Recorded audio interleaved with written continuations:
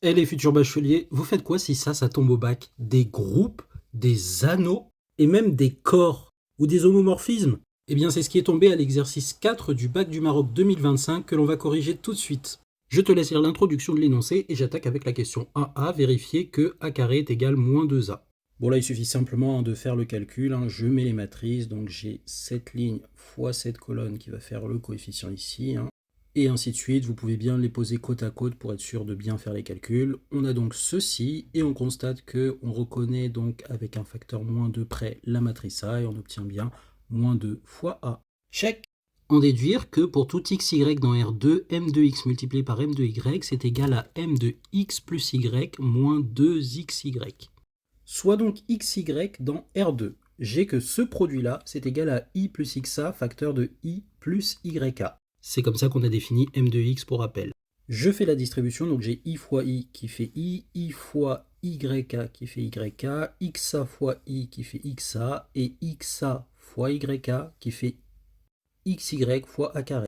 Sauf que d'après la question précédente, on a dit que a carré c'était moins 2a, donc je me retrouve avec ceci après avoir factorisé par a, et donc j'obtiens bien que c'est m de tout ceci. Check pour cette question. Calculer m de 1,5 fois cette matrice. Déjà on écrit m de 1,5 de façon un petit peu plus digeste, donc ça va faire 1,5 fois ceci. Et je fais ensuite le produit matriciel avec cette matrice que je vais nommer B, et donc j'ai 1,5 fois cette matrice qui est ici, fois la matrice B. Ce qui me fait 1,5 fois la matrice nulle, ce qui me fait la matrice nulle. Petite précision de vocabulaire sur les anneaux, on va dire que m de 1,5 est un diviseur de 0, c'est-à-dire que m de 1,5 fois un autre objet non nul, c'est important, donne la matrice nulle. Check. En déduire que la matrice m1,5 n'est pas inversible dans m3 de R fois. Eh bien en vrai c'est une conséquence algébrique du fait d'être un diviseur de 0, et en fait la preuve qu'on va faire là est généralisable. Tout diviseur de 0 dans un anneau ne peut pas être inversible. Parce que si m1,5 était inversible dans m3 de R multiplié, alors j'aurais que son inverse fois lui-même, c'est égal à l'élément neutre, l'identité. Mais du coup, je vais multiplier par le facteur B à droite, ce qui va me donner B, puisque j'ai l'identité fois B, et ça fois B.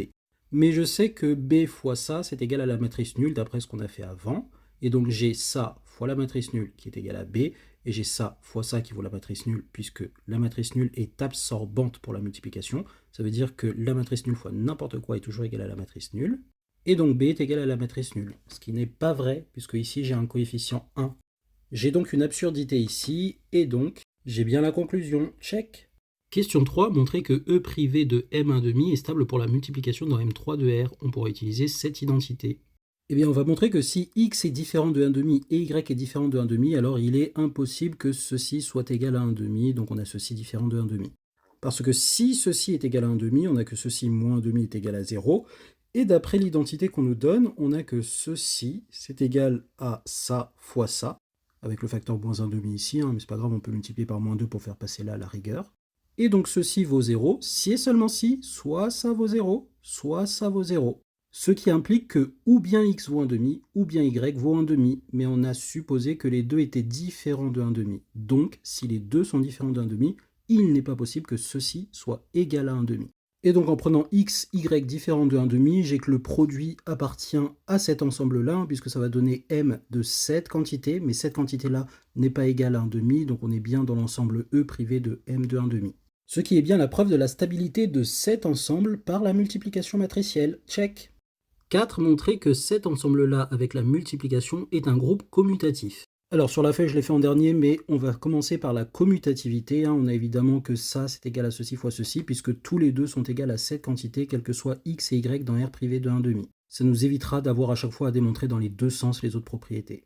Ensuite, soit x, y, z dans R privé de 1,5, eh bien je vais vérifier la propriété d'associativité en faisant mx fois my, et tout ce résultat-là fois mz. Et après je ferai mx fois my fois mz, tout ce résultat-là donc avec mx. Mx fois my, ça me fait ceci, donc j'ai ceci fois mz, et là j'applique la formule et ça me donne ceci avec les calculs que j'arrange en ceci. Et de même ici je fais my fois mz qui me donne ceci, que je multiplie après par mx, donc somme des deux moins 2 fois le produit, ce qui me fait ceci, ce qui me donne bien la même chose que j'avais ici. Check. On a bien existence d'un élément neutre, c'est m0, car mx fois m0, c'est égal à m de x plus 0 moins 2 fois x fois 0, 0, ce qui fait bien m de x. Et ça, c'est aussi égal par commutativité dans l'autre sens. Et enfin, quel que soit x là-dedans, on a existence d'un inverse, soit x dans R privé de 1,5. Si je multiplie par m de ce truc-là, j'aurai bien m de m0, on va le montrer. Donc je multiplie, j'ai l'addition des deux, moins 2 fois le produit, donc x fois ceci, donc je me retrouve avec un x carré et un 2x moins 1 ici. Je mets tout au même dénominateur, ça veut dire que je multiplie x par 2x moins 1, je me retrouve avec 2x carré moins x, plus x moins 2x carré sur 2x moins 1, ce qui me fait au numérateur 0, ce qui me fait bien donc tout ça 0. X est différent de 1,5, on n'a pas de problème au dénominateur, je rappelle. Et donc j'ai bien m de 0, et c'est évidemment égal au produit dans l'autre sens. Petite question, comment est-ce que j'ai trouvé l'inverse? Eh bien, en fait, je savais que l'élément neutre, c'était ceci. L'élément neutre était facile à trouver puisqu'il fallait que x plus quelque chose moins 2 fois quelque chose soit égal à x, et on voyait que ça marchait avec y est égal à 0. Maintenant, pour trouver l'inverse, il fallait simplement que x plus y moins 2xy soit égal à 0.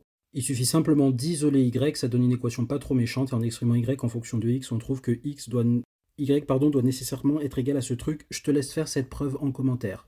Ce n'est pas stricto sensu une preuve, là je ne fais qu'expliquer comment est-ce qu'on trouve ce truc-là qui va faire que m de tout ça soit l'inverse de ceci. Parce que dans les définitions du groupe, il faut juste prouver l'existence d'un inverse. Et c'est bien ce que j'ai fait en le fournissant. Comment je l'ai trouvé, ce n'est pas forcément exigible en soi pour justifier qu'il y a existence d'un inverse. C'est ce calcul-là qui montre l'existence d'un inverse et qui prouve qu'on vérifie cette propriété-là des groupes. Check, check, check pour tout ça. Question 5. On munit E de la loi de composition interne T définie par ceci. Petit a, montrer que phi est un homomorphisme de R plus vers ET et que phi de R est égal à E. Alors au vu de la question B où on demande de montrer que ET est un groupe commutatif, je trouve que c'est un petit peu mal formulé. Donc pour que vraiment c'est un sens de parler d'homomorphisme, il faut d'abord montrer que ET est un groupe. Ensuite on peut parler d'un morphisme de groupe entre les deux structures, à moins qu'ils entendent homomorphisme dans un autre sens, mais dans ce cas je ne vois pas lequel. Si vous voulez, vous pouvez me le préciser en commentaire. Et donc après la question B, on aura juste à montrer qu'il est commutatif. Let's go. Donc, l'ensemble E uni de l'opération T est un groupe, car si on prend x, y, z dans R, on a associativité. Ce calcul le montre, donc je vais faire ça, T, ça, T, ça. Et après, je vais faire ça, T, ça, T, ça. Ce qui me fait pour le premier T, cette opération-là, selon la loi de T, et ceci avec ça, ça me fait tout simplement la somme, moins 1,5 encore, ce qui me fait x plus y, z moins 1,5. Même bail ici, j'ai mxt, l'opération que j'ai faite avec ces deux-là, donc j'ai x plus z moins 1,5 dans le m, et je fais pareil, je somme et je retranche 1,5, et donc je retrouve bien ceci. On a égalité entre les deux, donc on a bien associativité. Check. On a existence d'un élément neutre qui est 1,5. Au vu de l'opération, il faut que x plus truc moins 1,5 soit égal à x, pour que l'opération entre mx et m2 truc donne mx. Et donc forcément, on a que le y va être égal à 1,5. Et donc je teste mxt m1,5, ça va faire x plus 1,5 moins 1,5, ce qui fait bien mx. Et ce qui marche aussi dans l'autre sens, bien sûr. Check pour l'existence d'un élément neutre qui n'est autre que m de 1,5. Et enfin, on a existence d'un inverse, c'est-à-dire m de quelque chose, tel que m de x fois m de ce quelque chose donne m de 1,5. Et donc on propose 1 moins x, et donc je fais m de xt, m de 1 moins x, qui me donne x plus 1 moins x moins 1,5, ce qui me donne m de 1,5. Même bail, pour intuiter quel va être l'inverse ici, je vais faire en sorte que ça plus ça moins 1,5 ce soit égal à 1,5. Je résous, ça va me donner une valeur pour ça. En mettant au début y, puisqu'on ne le connaît pas. Même bail dans l'autre sens, et j'ai donc bien l'élément neutre. Check. Et donc on attaque la deuxième partie, on va montrer qu'on a un homomorphisme de R plus vers ET. Soit x et y dans R, phi de x plus y c'est égal à ceci par définition, et donc je vais calculer phi de x, t, phi de y, et on va voir ce que ça va donner. Donc j'ai ça, t, ça. Ce qui me fait m du premier plus le deuxième moins 1,5, tout est au même dénominateur, donc je rassemble tout sur la même fraction, et après simplification, j'ai bien m de 1 moins x moins y sur 2. On a bien la propriété de morphisme. On va maintenant montrer que le morphisme est surjectif, c'est ce que signifie phi de r est égal à e. C'est-à-dire que n'importe qui dans E admet un antécédent dans R par phi. Soit donc x dans R, je vais montrer que m de x admet un antécédent dans R. Et donc je vais poser y est égal à 1 moins 2x, et donc ce y va être notre antécédent de m de x par phi. Phi de y est égal à phi de 1 moins 2x, qui est égal à m de 1 moins notre y sur 2, je remplace ici, je fais les calculs, ça me fait 2x sur 2, ça se simplifie, ça me donne m de x. Donc n'importe quel m de x admet un antécédent qui est de la forme 1 moins 2x. J'ai bien montré que phi est surjective, check. Question 5b, on déduire que ET est un groupe commutatif. Bon, point d'interrogation parce que j'ai pas compris la question, mais en tout cas on a déjà montré que c'est un groupe et on a juste à montrer que c'est commutatif. Ce qui est évident ici, m de x, t, m de y, c'est évidemment m de y, t, m de x, puisque ici, x plus y, c'est y plus x. Check. Petite précision à la question d'avant, on a montré que phi est une application surjective donc de R dans E, et je te laisse démontrer en commentaire qu'en fait c'est une application injective. On reviendra sur ça un petit peu après. Et enfin, dernière question, la question 6, montrer que ET fois est un corps commutatif. Bon, on va déjà montrer que ET fois c'est un anneau avec un élément neutre pour la loi T qui vaut m de 1,5 et un élément neutre pour la loi fois qui vaut m de 0.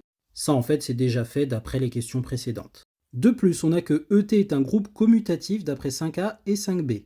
Parce que dans un anneau, l'ensemble muni de la première loi doit former un groupe commutatif. La loi fois est associative, oui on l'a démontré quand on a démontré que ceci est un groupe dans la question 4. Pour montrer que c'est un anneau, il ne nous reste plus que la distributivité, et donc je me donne x, y, z dans R quelconque, et je vais montrer que ça fois my, t, mz, c'est égal à mx fois my, t, mx fois mz. J'ai bien distribué le mx à my et séparé donc les deux par un t. Donc je fais le t dans la parenthèse et ça me donne ceci, et je fais le fois et ça me donne la somme des deux moins 2 fois le produit des deux.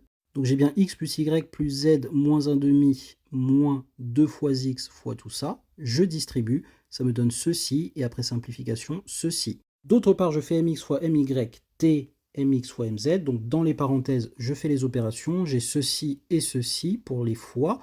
Et donc je fais t entre ces deux matrices, et j'obtiens bien ceci, la somme des deux moins 1,5, ce qui me donne cette matrice-là qui correspond bien à l'autre matrice. Donc j'ai bien égalité entre les deux, et je viens de démontrer la propriété de distributivité. Check. Alors dans un anneau non nécessairement commutatif, il faudrait vérifier la distributivité dans l'autre sens. Là on dit simplement un mot pour justifier que ça marche dans l'autre sens, puisqu'on a montré que la loi multipliée était commutative, d'après la question 4. On a donc bien montré que ET fois est un anneau, on veut donc montrer que c'est un corps commutatif. On sait déjà qu'il est commutatif, puisque la loi fois est commutative, on vient de le dire. Et toujours d'après la question 4, on a montré que ceci, c'est un groupe commutatif. Ça veut dire que n'importe qui dans l'ensemble est inversible pour la loi multiplicative. Donc en particulier, quand on revient dans l'anneau, tout élément non nul, puisque je rappelle que c'est m de 1,5, l'élément nul, c'est-à-dire l'élément neutre pour la loi T, est inversible selon la loi multiplicative. Ça signifie bien que le triplet ET fois est un corps commutatif. Check final. Maintenant, petite précision, on revient sur l'application dont je t'ai demandé de montrer qu'elle est injective. Et bien en fait, tu peux montrer que c'est un morphisme d'anneaux.